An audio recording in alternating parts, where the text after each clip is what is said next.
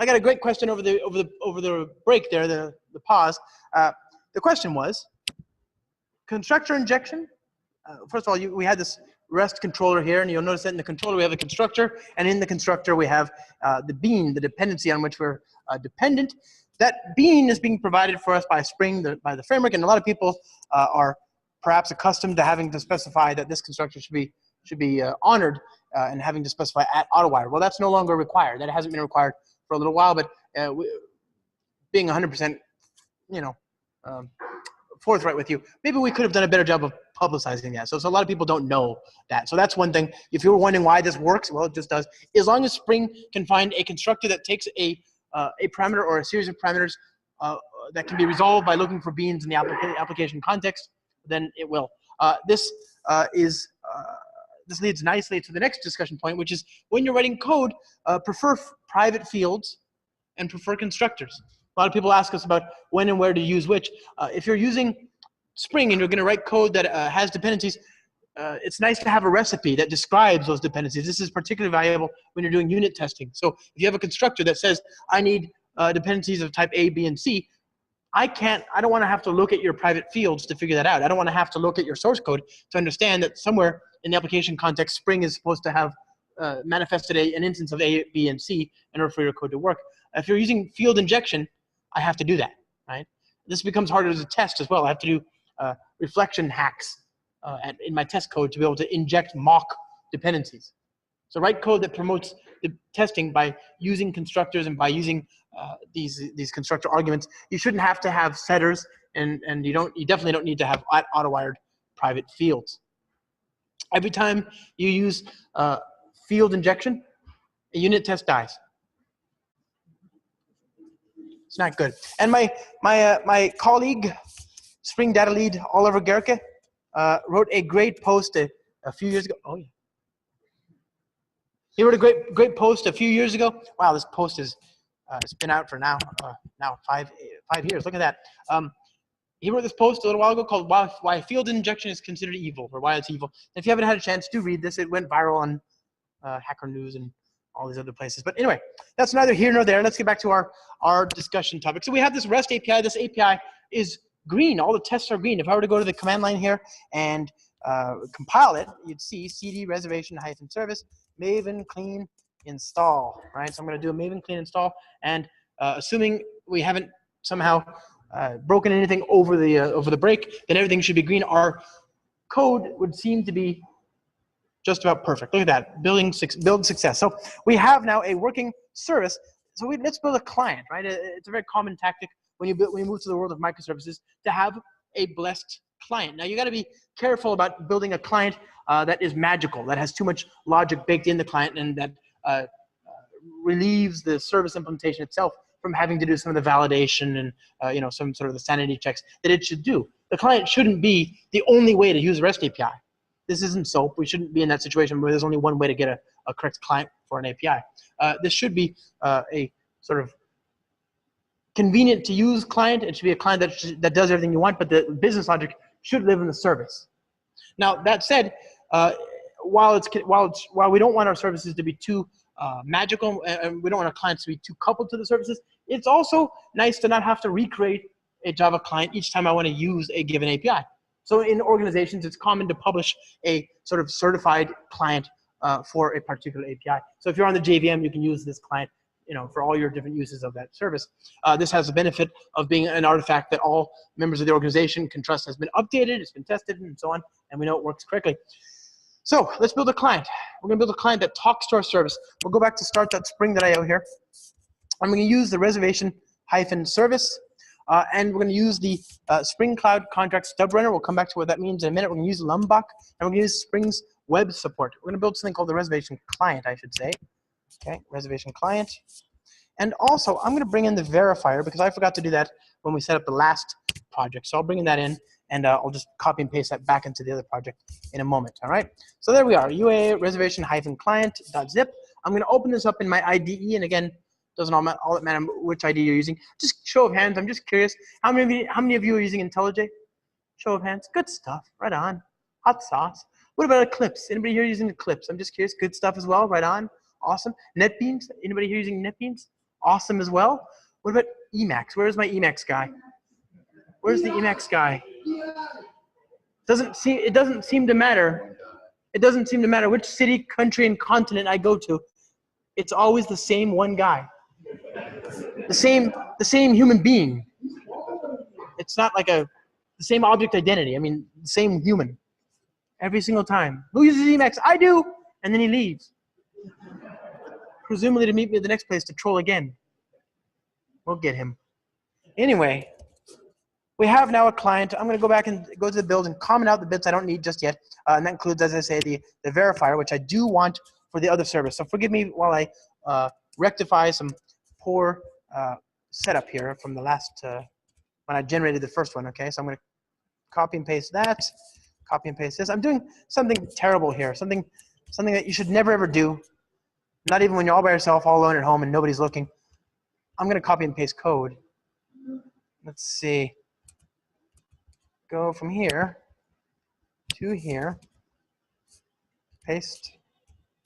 All right, look at that. And we need the version, don't we? So Spring Cloud version. Here we are. Right on.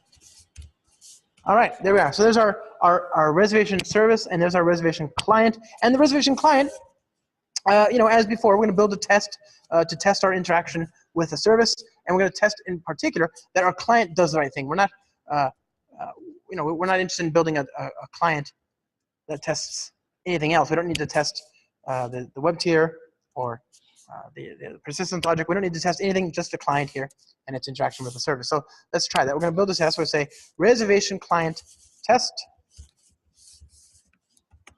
and we'll write a very simple test here that depends upon the. Oh, by the way, you notice I'm using field injection here. Awkward. Now, the unit testing support in Spring Framework 4 requires that. That's a limitation of JUnit itself. And we fix that by donating considerable amounts of money to the JUnit project and then putting one of our engineers on the JUnit project full-time for years now. So the majority of the work in JUnit 5 was done and contributed by Pivotal. And a big part of that, a big part of JUnit 5 is that you can now do constructor injection in unit tests. Go open source. All right, so we're going to say reservation client.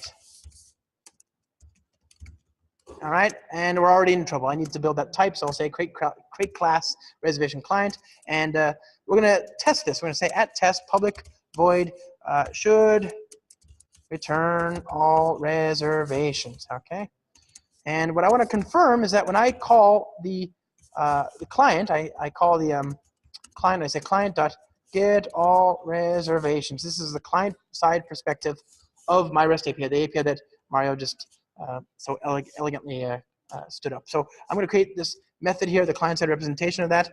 That works. Now, of course, this doesn't work entirely because I don't have the client-side representation, the DTO of that JSON entity. So I'm going to go ahead and create a client-side representation of that here. And our client now, we want to confirm that the client is working. So I'm going to say that, let's say that our collection should not be null, right? Is not empty. Very good. So there's that. That's a nonsensically trivial test. It's going to be a Spring test, of course, but so we're going to say run with Spring runner.class, and here I'm going to use at Spring Boot test. So before Mario used some of those test slices. The test slices let us test individual sort of layers in our application context, and in particular the web tier, the database tier, messaging code, all these different components that I want to test in isolation. I don't want to have the whole application context running. But in this case, I've got almost nothing going on, so I'm just going to go ahead and use Spring Boot test, which starts up the whole application context, not just a subset of the beans in that application context. All right, let's see now. Let's run this code. Here we are, run.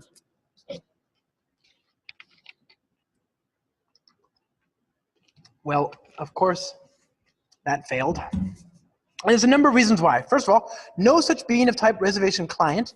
Fair enough, right? Fair enough. So let's go ahead and make this a bean. Very good. This is a lie, so let's actually just make it, let's be honest about it.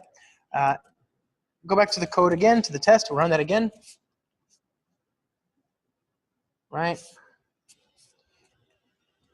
Alrighty. So the data shouldn't be null, fair enough. That means that we actually have to call the service.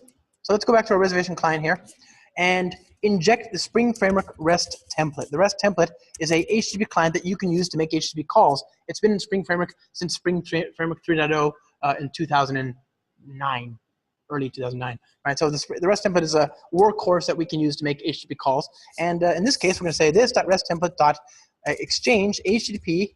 Let's just hard code a URL for now. In a more production sort of minded environment, you'd probably have a service registry or something like that they could use for resolution of the service. But in our case, let's suppose that we're going to run the service. We're going to run the other service on port 8080 on localhost, and we're going to call the reservations endpoint. Now, with that in mind, let's also make sure that our client doesn't run on the same port, so I can run both if I need to.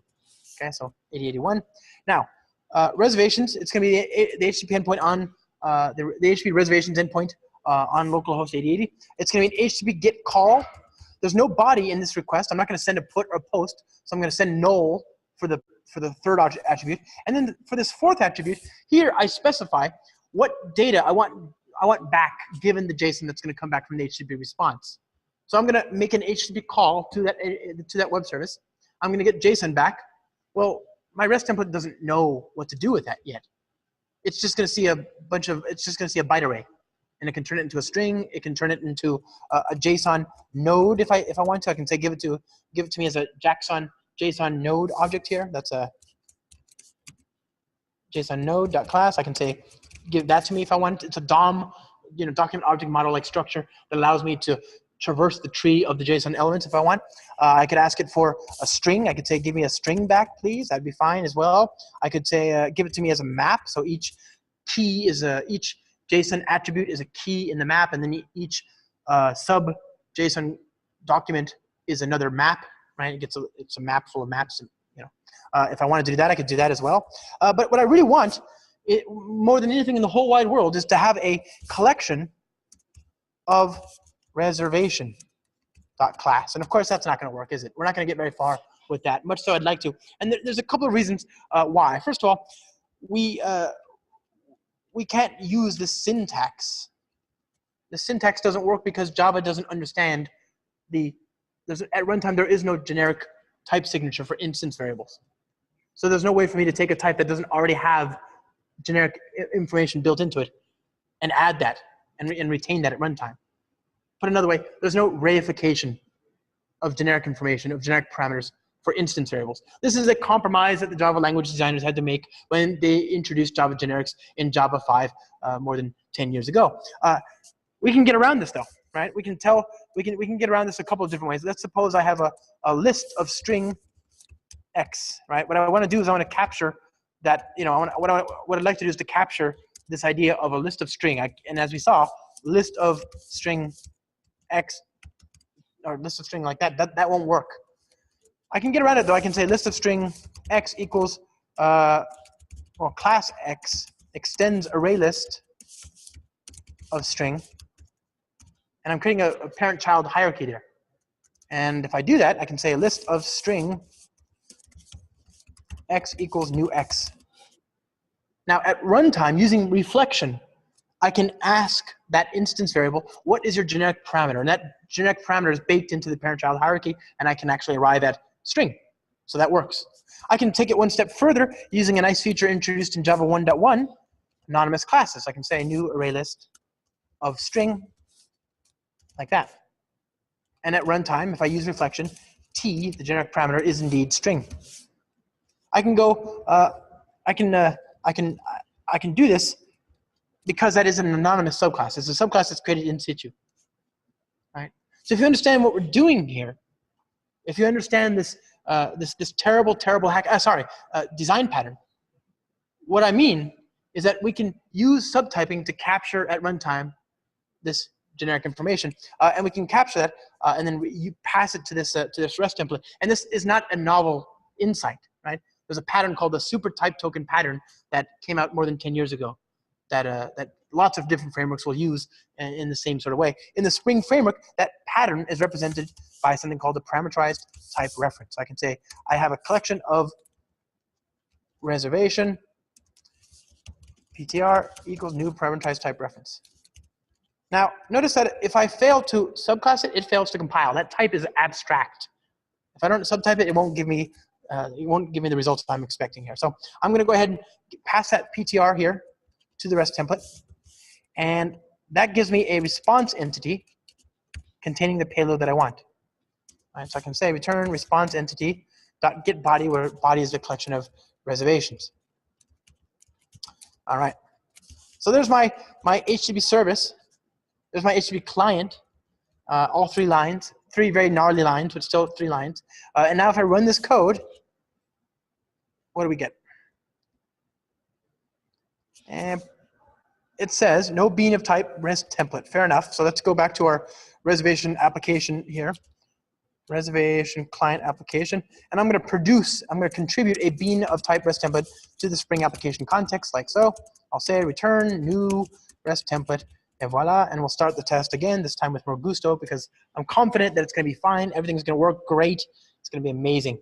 And it was not amazing. So we're left with a very obvious conclusion. It's not working because the service isn't running, obviously. And this is the rub. Therein lies the rub.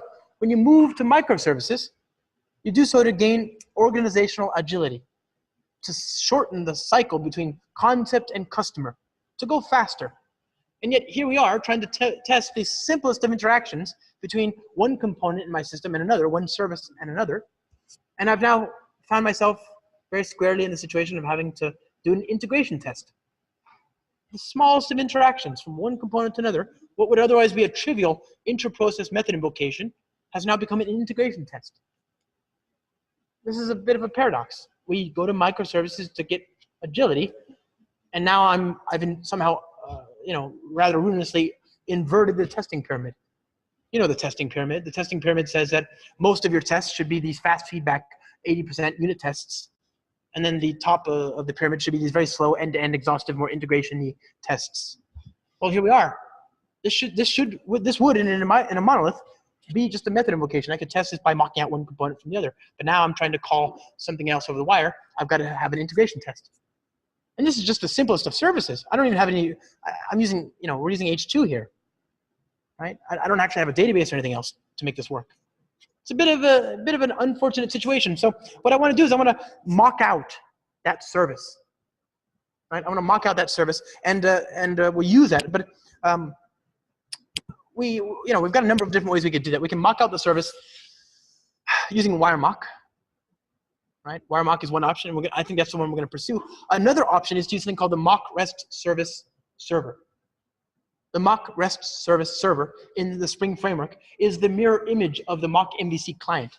The mock REST service server gives, you can give it pre-programmed responses. It'll give you a pre-programmed HTTP response for an actual client.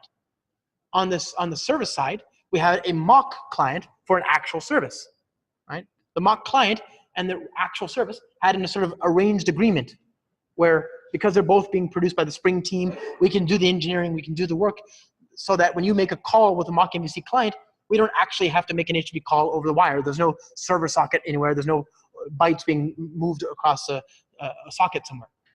We're actually exercising your components and your controllers, but we're not standing up a whole web service and so on. Similarly, we can do the same thing here with a mock REST service server. It works if you're using the REST template. But if you're using some sort of other HTTP client, then it's not going to be a great fit. The mock REST service server is what you should probably do if you're in a homogeneous sort of Spring environment. And I'd recommend it. It's faster, certainly. It runs faster. But in this case, I want to actually exercise my client against a real HTTP service. So what I'm going to do is I'm going to use wire mock. And I'm going to use the auto-configure wire mock annotation here. And this is on the class path by virtue of my having selected back on the Spring initializer, start.spring.io, the Spring Cloud Starter Contract Stubrunner dependency. Now, if I go here, I'm going to say I want to run a mock HTTP service on port 8080, which, as it happens, is where our actual service would run had we stood it up. And I'm going to use wiremock here. I'm going to say wiremock.stub4 wiremock.get reservations. Oh, sorry, wiremock stub4 mock any URL Okay. That's fine.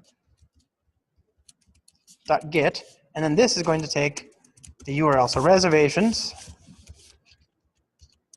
and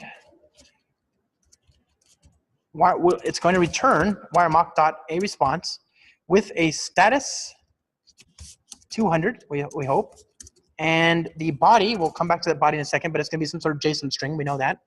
And the headers will be, at a minimum, the content type, right? So content type, and then the media type will be application JSON UTF-8 value. That's what I'm expecting in my system on this machine, given the normal default configuration. Now, let's talk about this body here. This body is going to be some sort of JSON string.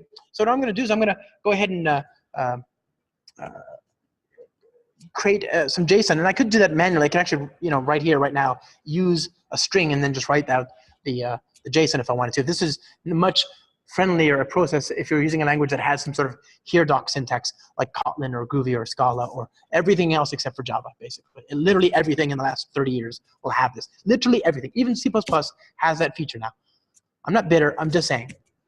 Anyway, moving on.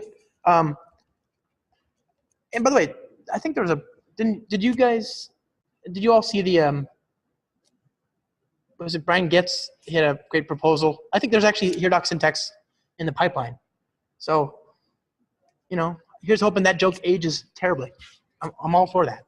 So anyway, we're going to build we need some JSON, and we can use this. We can do this using JSON, right? I can say auto configure JSON or JSON.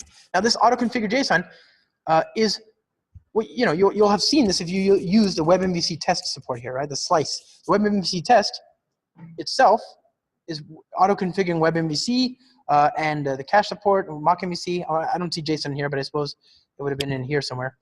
You would have had the same results, right? What I want to do is I want to configure the JSON support manually. So I'm going to use auto-configure JSON, and that allows me to inject an object mapper. So I'll say auto-wired object mapper, like so.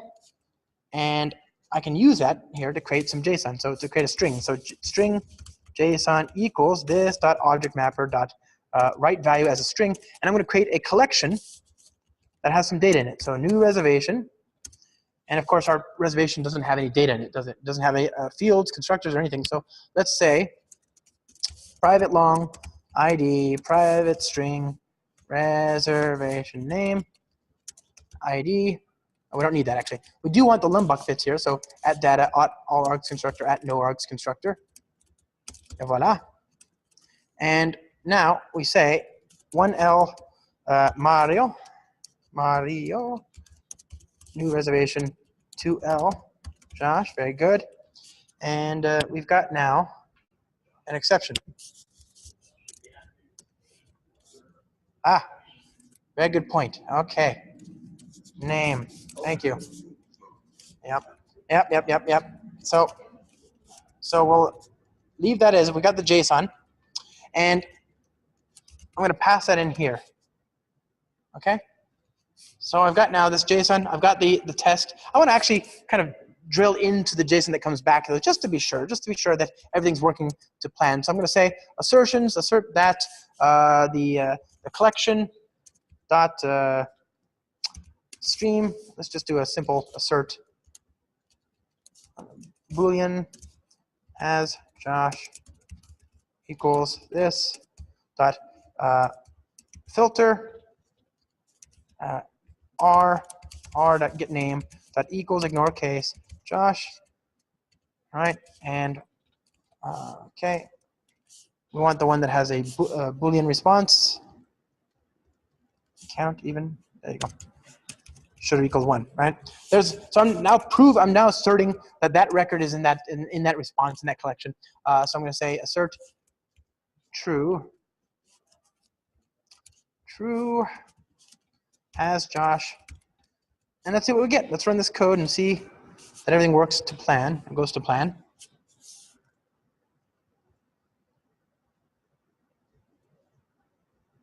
Okay, very good. So that's working. That's green. And the server side is green. Everything's fine right now in this instance. Both producer and consumer are in perfect agreement with each other. But that's a bit of a lie, isn't it? We're deceiving ourselves a bit here. We're comfortable knowing that this reservation is producing the right JSON for the reservation on the client class path. The representation in the JSON here is exactly what we'd expect given the type on the class path. But so soon as that diverges, so soon as the structure of the client reservation differs in any way from the reservation in the service, we've got a bit of a problem. And both sides would be green. This is a bit of a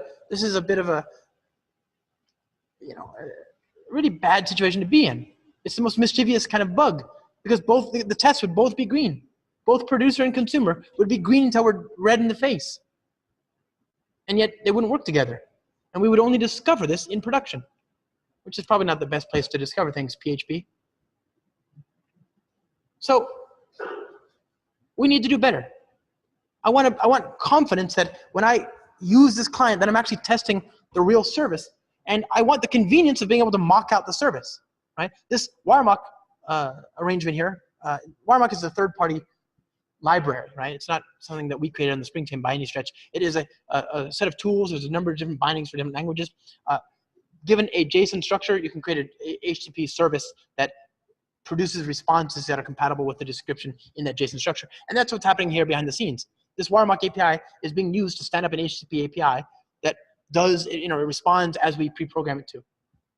And this is a common enough use case that people do this kind of thing all the time. And it's great if the service against which you're making calls is stable. So if you're calling some other API that is relatively stable and you're not worried about it changing, then by all means, create a wiremock, sort of facade or whatever, describe that in wiremock, and then you can use your client, you can test your client against that thing without actually having to call the real thing.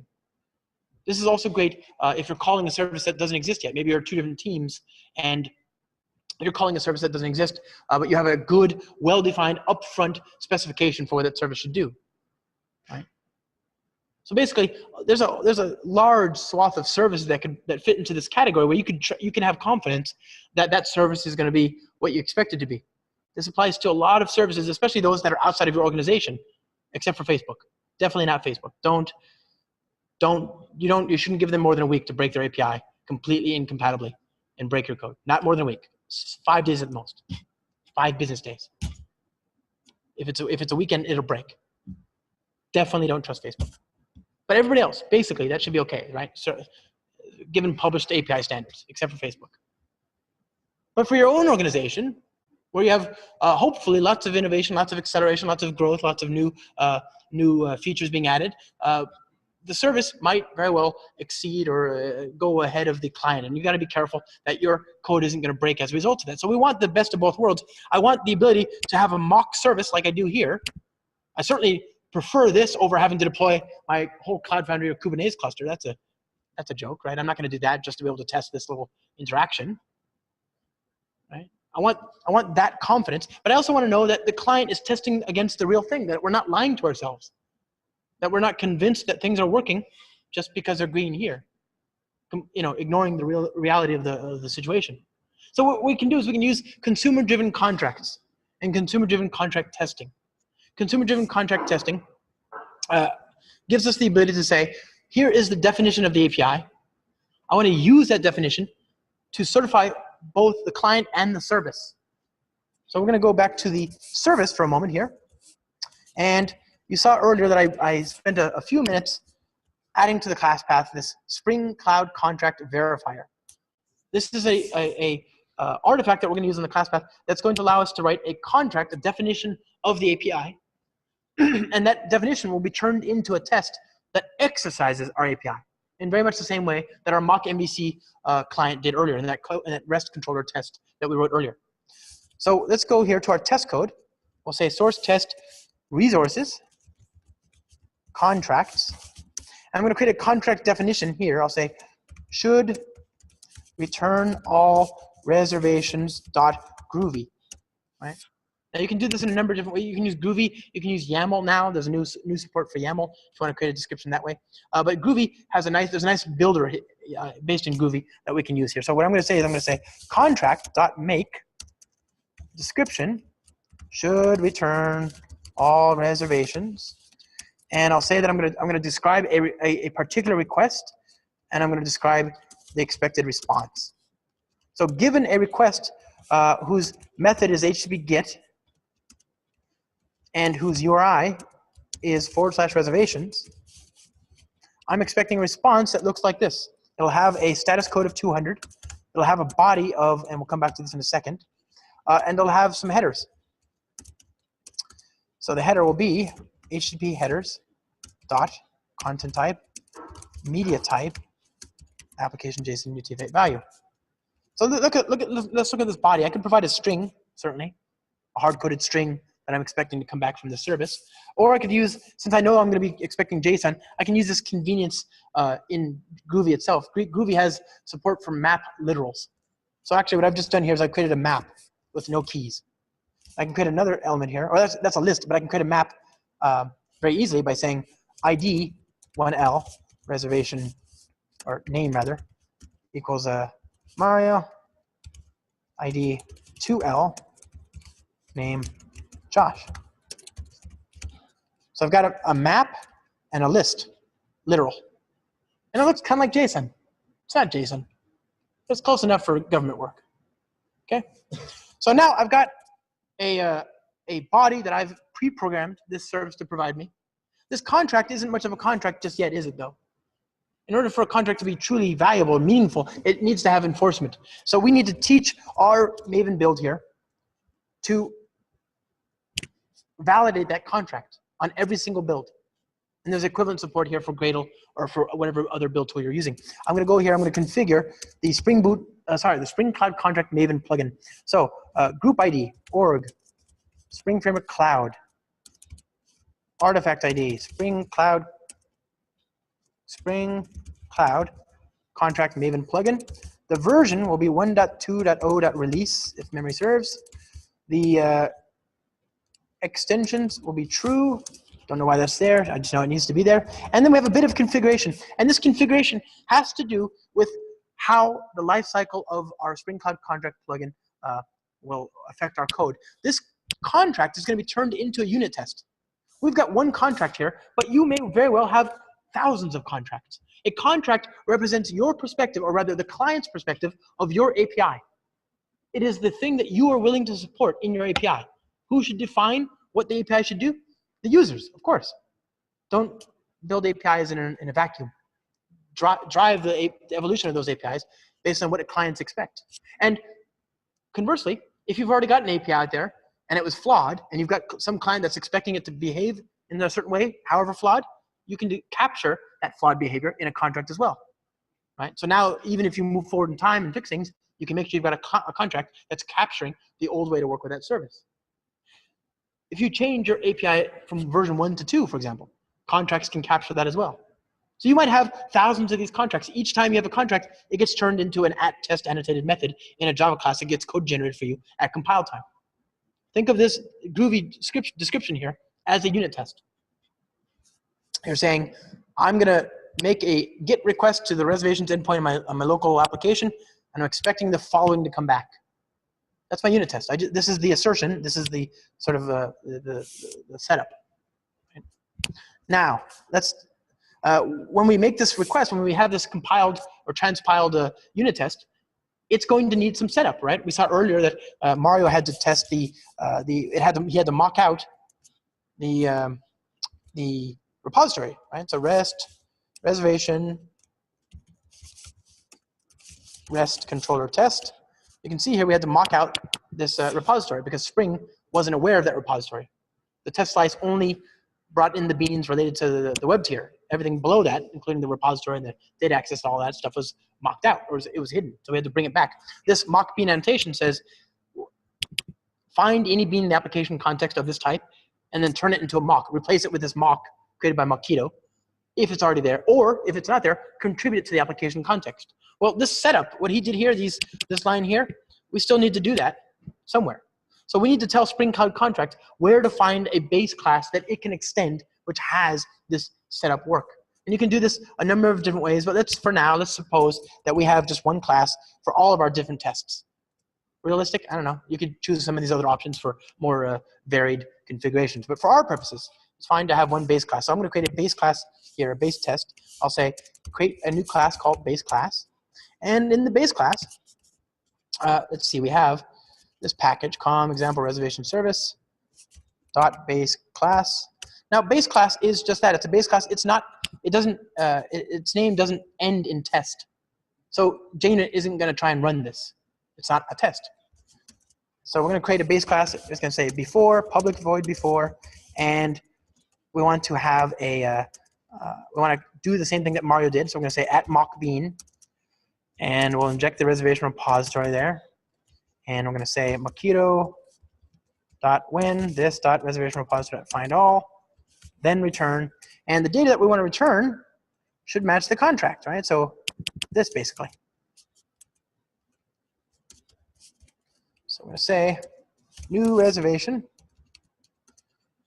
1L Mario, new reservation 2L Josh. Okay.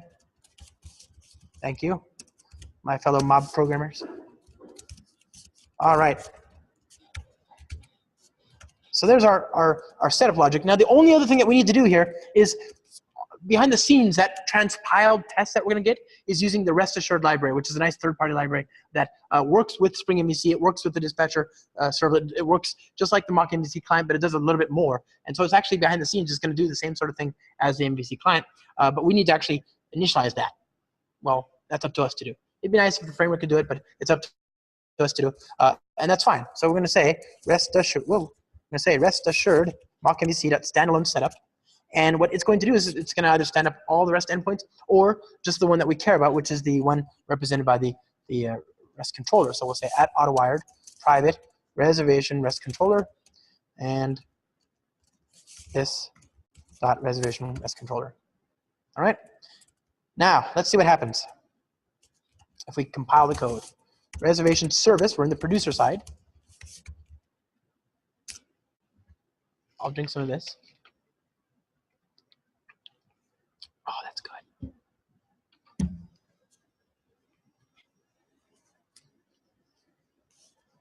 All right, what do we have here? We've got a null pointer. The contract verifier test is saying that there's no pointer, and that makes sense because I forgot to do this, didn't I? So spring boot test run with spring runner.class. And it looks okay. Let's try that.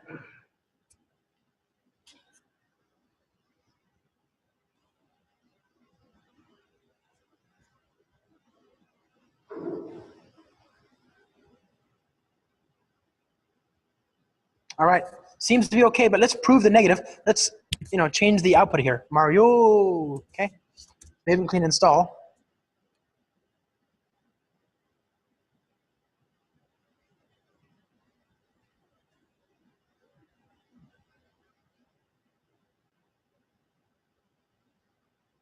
All right, so we can see that the test has failed. It says contract verifier test validate should return all reservations. That's a class I didn't write, right? So let's look at that. Find contract verifier test, like so. Java cat. Okay, there's this test that was written for us automatically. It was created for us and then written out and compiled in the code. It says, given a request that is an HTTP GET request to the reservations endpoint, expect that the status code that comes back will be status code 200. Expect that the content type will be application JSON, and expect that the JSON that comes back will have the following structure, right? The shape of the JSON that comes back will be as follows. We'll have a field called name equal to Mario. We'll have an ID equal to 2L. We'll have a name called Josh and an ID equal to 1, right? That's what we get for our troubles. Now, I'm going to fix this. And we'll recompile one more time.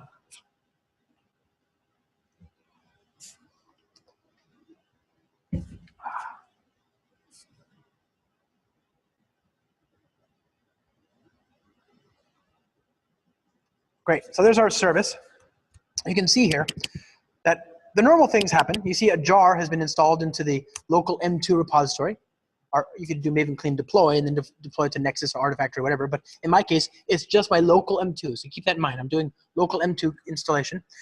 I have a POM, fair enough, as you'd expect. But I have this new thing here. This is produced by the Spring Cloud Contract verifier plugin. This is the snapshot stubs.jar. Remember I told you that WireMock accepts a JSON schema, a JSON description of the endpoint that it's supposed to create for us. All that we've just done is compiled or transpiled that groovy thing into a test, and once it passed, we installed the JSON document into an artifact that is suffixed with stubs into our Maven repository. So everything that WireMock needs to be able to create that REST endpoint that we just created is in that JSON structure, which means that we can use that from the client. This doesn't get installed unless the test passes, though. And we saw that the test has to pass, right? So here's my base class, and here's my my contract. If these things don't match each other, then it aborts the build, doesn't it? It breaks the build. It's going to be red. So I've used the contract here to test my REST endpoint. I could, in fact, at this point, delete that REST controller test. Right? This is actually largely redundant. Could. We'll talk about in a minute why you might want to keep this instead of the contract and still get the benefits of both. But I've got now that on the client, rather in the server side. Let's look at what it gives us in the client. If I go back to this code, I want to get rid of all of this. Right? I want to have the same test here basically, and I want to have I'm going to get rid of all that, and I'm going to use instead the auto configure stub runner. And the stub runner is a Spring Cloud contract annotation. It's going to expect a few different bits of information to do its work. It's going to expect the coordinates, the Maven or Ivy style coordinates of the artifact. So I'm going to say com example : reservation - service. And then it's going to expect the version. Well, of course, by definition, what we want to test our client against is the latest version of the service.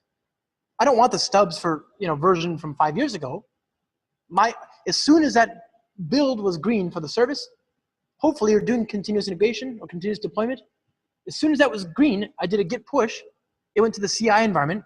It did Maven clean deploy. The build happened, and then it installed that service jar into my artifact, and it installed the stubs into my artifact or my Nexus or whatever, and then it deployed the REST API to production.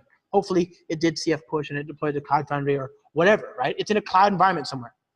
So part and parcel of doing the git push was I deployed to production and I installed the stubs jar representing the tests and representing that particular interaction with the API. All that happened in the same swoop. So here I am on the client now, testing that my client's going to work. I don't want to test against anything less than what's in production, which is by definition what's the latest thing. So I want to say, give me the latest version, not 1.0 or 2.0, give me plus. And then finally, I want this to run in port 8080. So what I'm telling the stub runner here is I'm going to say, use that JSON document to create a WireMock API, but use the JSON document that was created for us by our tests on the server side. So the client and the server side are sharing this definition through the artifact repository.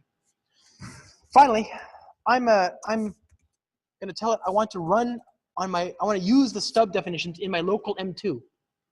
That's not what you would normally do. Normally you'd go to the deployed artifact or whatever.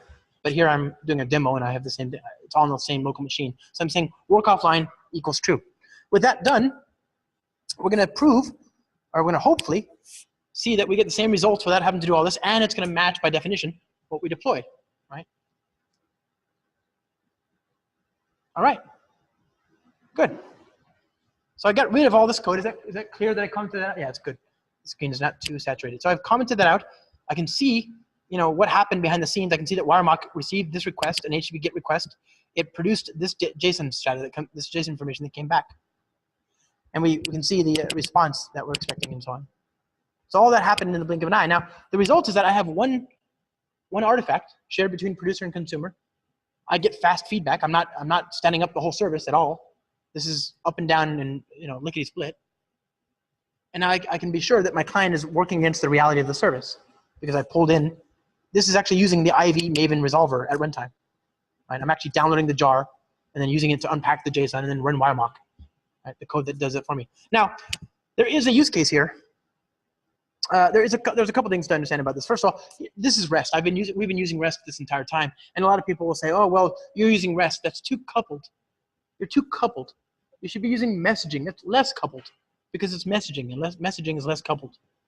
If you want to be less coupled, use messaging." They say, "Don't use REST. That's too coupled." They say, the coupling is more over here than it is over there. It's different because one has more coupling and one has less, right?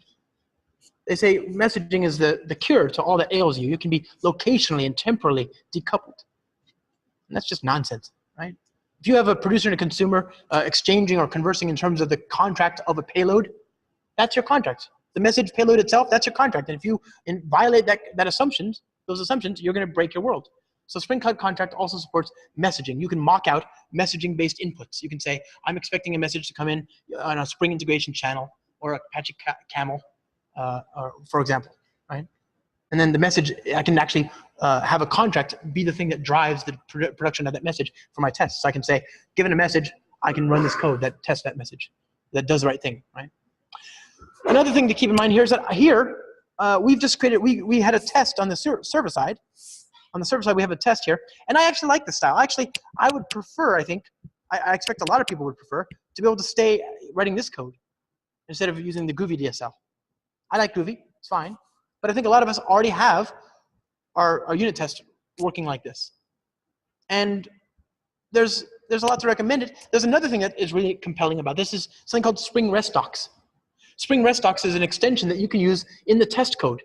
It's a one-liner. You say @autoconfigure REST Docs up here, and then you have the one line to actually include it. And what it'll do is it understands this DSL. It understands this DSL that you've used here, and it'll say, oh, I'm going to create little snippets that map to the HTTP request that you've described here. I've described an HTTP GET request to the /reservations endpoint, and I've stipulated that a response of type status code 200 with this content type and this payload will come back. And of course, I'll get that actual payload response back as well. So if I have this extension in this test code from REST Docs, it'll sit there sort of capturing all of that. And it's going to be able to create little ASCII doctor snippets for us that contain the curl and HTTPI commands required to be able to reproduce the exact same call to the service. Those ASCII doctor snippets get put out into the target directory /snippets. You can then use the ASCII doctor Maven plugin and include those snippets into your documentation. So Spring REST Docs gives you documentation that matches what you're testing, not some meta model arrived at by some third-party library that doesn't understand how Spring works or how JAX-RS works or how whatever works. This is what you are testing. This is what you are supporting. You're providing documentation based on what you're willing to support, what you're willing to write a contract for, a test for. So if you're doing that, you can't get some of that functionality by using the contract. On the other hand, you can write this kind of function. You can write this kind of code here and have it turn into a contract for you. So if I write this, I can write this and generate a contract, or I can write the contract and generate this, right? Depends on what you want. If you're using Spring REST Docs, I would stick with this and then use this to generate the contract as well. Now, there's one other use case that we haven't really addressed here. This is a hypothetical, something with which I regard with an incredible amount of skepticism, a healthy dose of skepticism, the same amount of skepticism we as a community regarded the prospect of the Higgs boson particle some 5 years ago or 4 years ago. You may remember that the scientists had said that there was this possibility of some sort of ultimate particle, the Higgs boson particle. But they said it wasn't proven. It was mathematically and scientifically possible, but it was theoretical. There's no proof. It was possible, but we hadn't seen it, so we couldn't prove it. In the same way, I regard this possibility, I regard what I'm about to talk to you about with that same level of skepticism. It is possible that there are people out there building software without Java and Spring. I haven't seen it yet. I haven't seen it yet, but it could happen. And if you're one of those poor schlubs slogging through the wastelands of some other language and platform, then this amazing annotation isn't for you. This @autoconfigure stub runner. That's not going to work for you, is it? Right? You're not going to be able to take advantage of this, and this may not seem that compelling. So we thought about that again for the hypotheticals. We thought about that, there's a jar you can download called the stub runner boot jar. So I'm going to say java minus jar, stub runner boot jar, and I'm going to provide a lot of the same things I provided here. Actually, I'm going to say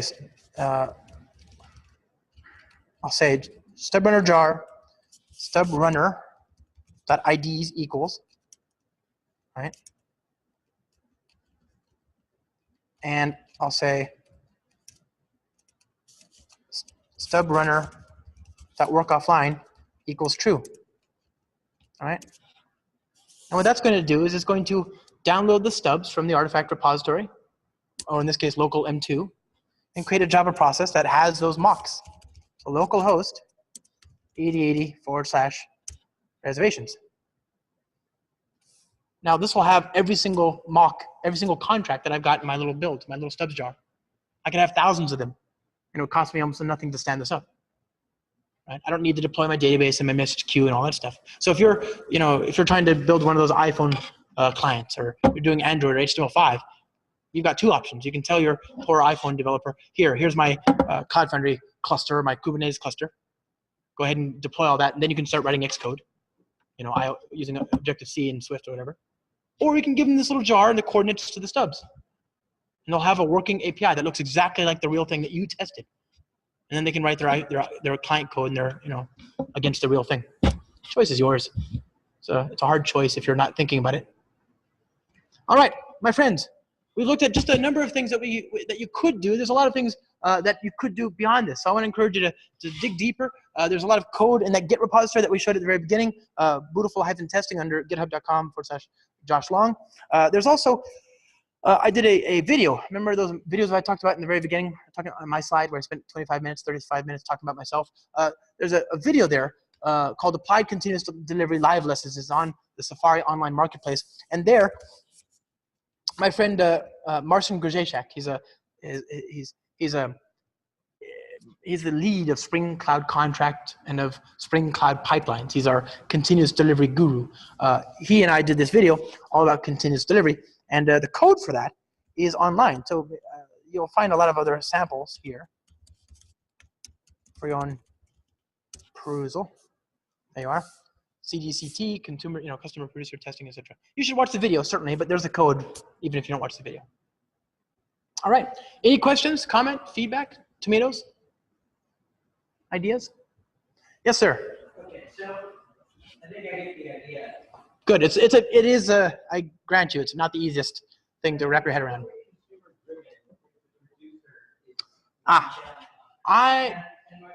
Great question. Is there a way using Spring Magic to reverse that so that the consumers are tell me there's a way I'll figure it out. Yes, and well, so okay. Great question. I showed the thing that was most approachable and understandable. Normally, the way it works is you have some sort of API. What we imagine in this workflow, the use case is that the consumer clones the service implementation and sends a pull request with the contract in there. And then it's up to the implementer to actually make that test work. That's not necessarily going to work in a corporate environment, right? Not every iPhone developer doesn't know how to rock Groovy, for example, right? Or HTML5 developers, whatever. And also, even if they did have the skills, which they may not, do you really want them to? Do you really want them mucking around in your code base? Right? So maybe you have organizational silos. In this case, you might want to share a common repository where both producer and consumer store artifacts in a mutual third repository. It's not in the service side. It's not in the consumer side. It's in this third party. It's like a triangle. And there is that workflow. And actually, we talk about that in the video. Okay. So that is the long and short of your answer is yes, it's supported. Yes, the consumer should be driving the evolution of the changes, right? And they would store that in a third party repository. Sure. Cheers. Hope that helps. Other questions? Yes, sir. Well, sorry. Red one first, and then we'll go over there. Sorry.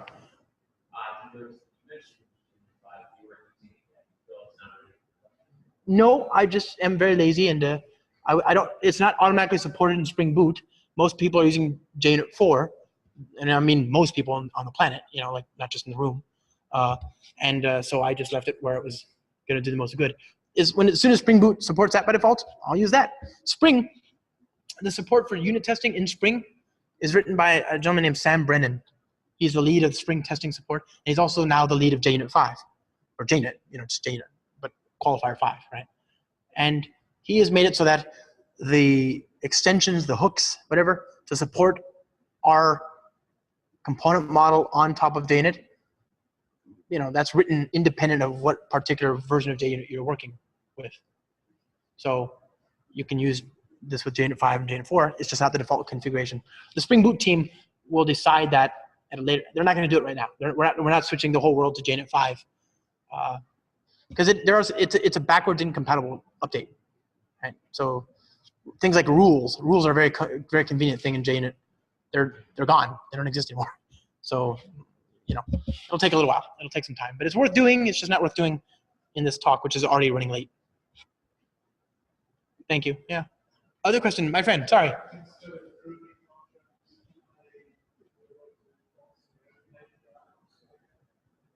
No. So that I thought you were going to ask about some other way to define the contract. There is a way to use pact. Right? Pact is another way to do consumer-driven contracts and consumer-driven contract testing. We can support pact definitions. There is also another way to use YAML. So there's actually this blog that just went out last week called Spring Cloud Contract in a Polyglot World. And this talks about how to define these contracts in other ways.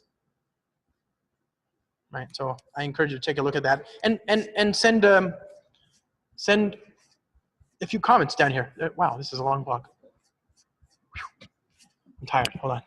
Okay. Okay. You know, this is a great place to put any feedback. If you have questions about that, that'd be. This is by Marcin Grzesiak, and he'd be happy to answer. Other questions, comments, feedback, thoughts, ideas, tomatoes? Yes. What? All right. Thank you.